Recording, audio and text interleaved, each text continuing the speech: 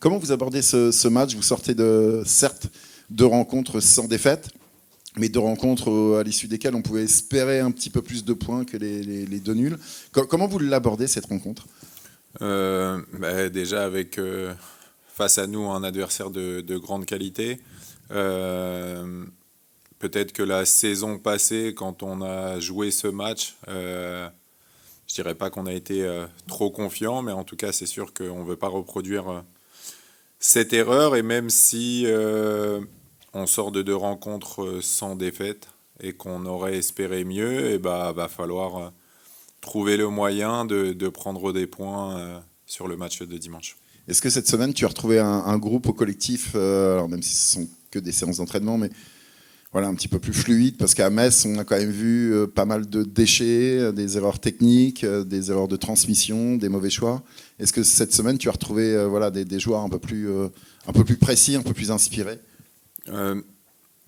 Des joueurs avec l'envie de bien faire, ça c'est une certitude. Après, comme on a dû beaucoup s'adapter, beaucoup changer en fonction des va-et-vient, les automatismes sont à créer, même si la méthodologie nous permet d'avoir certaines espérances et voir des choses malgré tout intéressantes. En termes de jeu, vous aviez mis la barre très haut.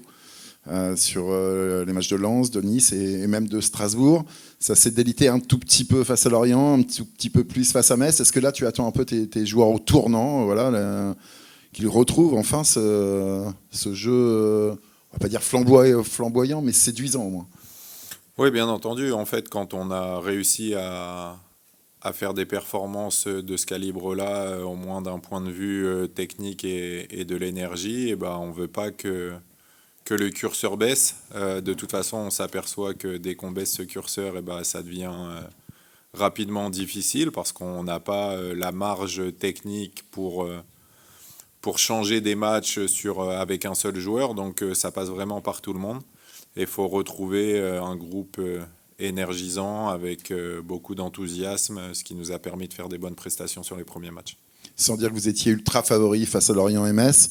Vous l'étiez quand même un tout petit peu, puisque c'était 2 promus. Vous avez quand même l'expérience de 2 saisons en Ligue 1. Là, cette fois, vous allez retrouver un rôle d'outsider. Est-ce que tu penses que ça va mieux, ça correspond mieux à l'équipe? En fait, je ne pense pas que ça nous ait dérangé. Je pense vraiment que le niveau technique et aussi l'aspect athlétique nous ont pas permis sur les 2 précédents matchs de faire mieux. Après, les costumes, que ce soit de favoris ou d'outsiders, il faut savoir les endosser parce que ça passe par là le maintien en Ligue 1 et les points qu'on aurait espérés et que l'on n'a pas eu. Maintenant, il faudra trouver les équipes pour aller les gratter.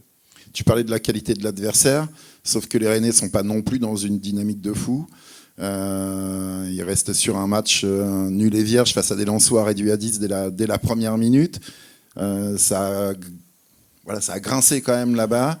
Est-ce que tu as peur d'avoir une équipe, enfin, peur, non, est-ce que tu crains d'avoir une équipe de Rennes gonflée à bloc et remontée, ou justement une équipe de Rennes qui peut-être, si vous les bousculez un peu au départ, va être rapidement dans le doute?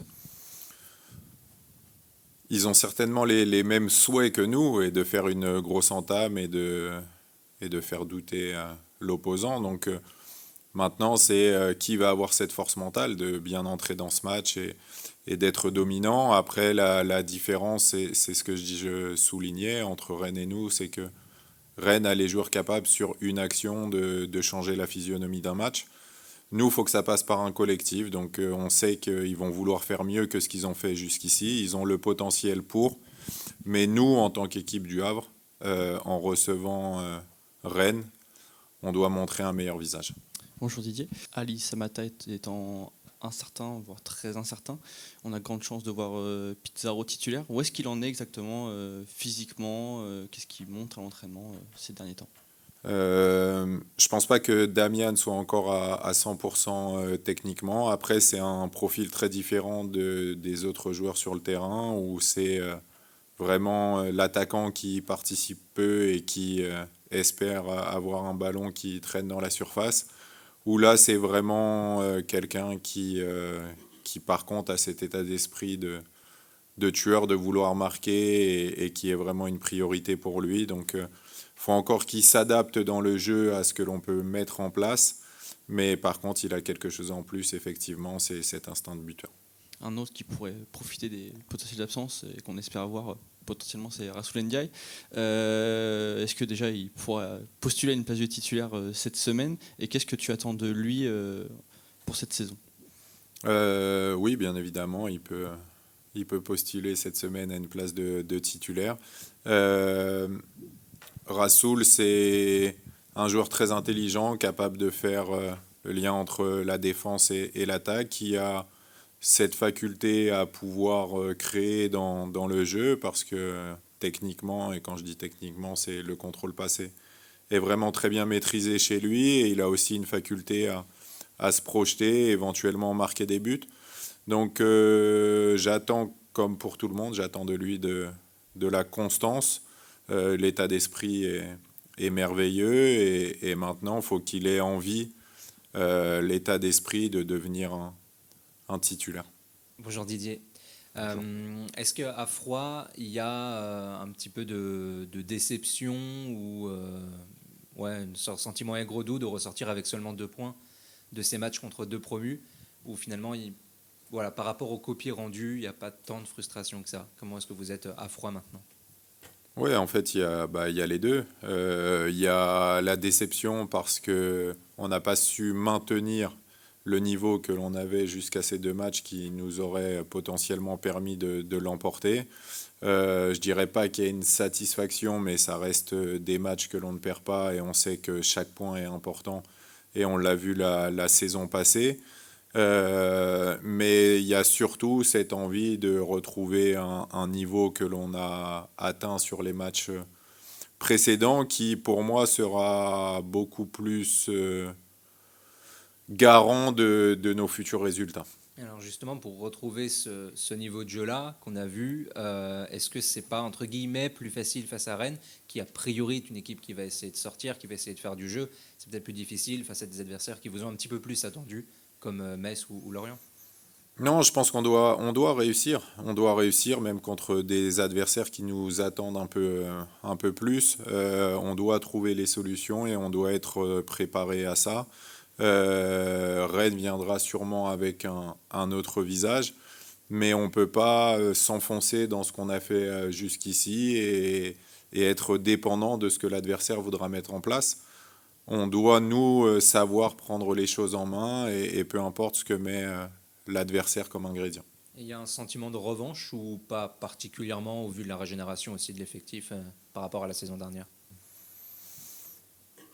Non, je dirais pas. Après, c'est quelque chose que l'on doit avoir en tête. Je dirais au vu de la période, parce que c'est une période où Rennes était un peu moins bien, et que du coup, peut-être qu'on les avait pas imaginés, même si on les a bien aidés, à faire une entame si agressive, à venir si haut nous chercher, et surtout ne pas savoir répondre à cette équation. Donc je pense qu'on doit vraiment être prêt à ce que l'adversaire veuille imposer son jeu et sa pression.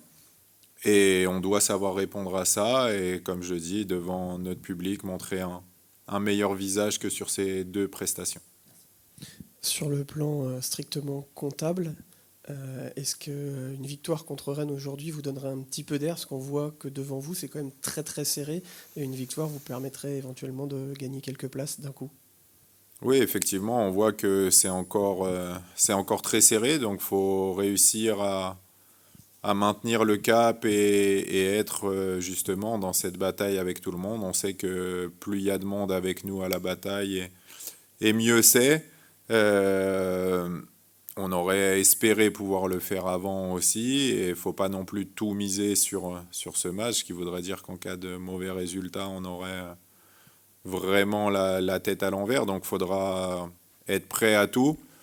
Mais comme tous les matchs, on veut les gagner, et celui-ci, effectivement, nous permettrait d'être dans une bataille avec beaucoup d'équipes, ce qui est une bonne chose. Avant le match contre Metz, le HAC était la seule équipe de Ligue 1 à ne pas avoir joué de corner à 2. je crois pas qu'il y en a eu non plus contre Metz. Est-ce que c'est une consigne de ta part? Non, c'est pas une. Alors, on les avait pas travaillés de cette manière. J'ai délégué la tâche des coups de pied arrêtés. Mais effectivement, je pense que contre Metz, c'est une bonne remarque, il y avait la place pour potentiellement en jouer à deux. Après, comme on a des bons tireurs et des bons joueurs de tête, on avait fait le choix de mettre directement. C'est un peu comme pour tout le reste, quand ça fonctionne pas très bien, il faut aussi savoir avoir la lecture pour s'adapter. Mais voilà, ça a été travaillé d'une autre manière et on l'assume pleinement. Concernant Abdoulaye Touré, on avait vu sa colère au moment de sortir, en tout cas la petite discussion. Qu'en est-il de cette semaine? J'imagine que vous en avez parlé. Est-ce que voilà, quelque chose à nous dire là-dessus? Non, pas grand-chose à vous dire. Effectivement, Abdou s'est excusé. Comme je l'avais dit, je peux comprendre, bien évidemment, ce ressenti. Je ne peux pas l'accepter. Mais par contre, on se doit de passer à autre chose et d'avancer. Donc il a présenté ses excuses. Il a été aussi reçu par la direction parce que c'était quand même un événement dont il fallait qu'on discute. Et maintenant, on avance.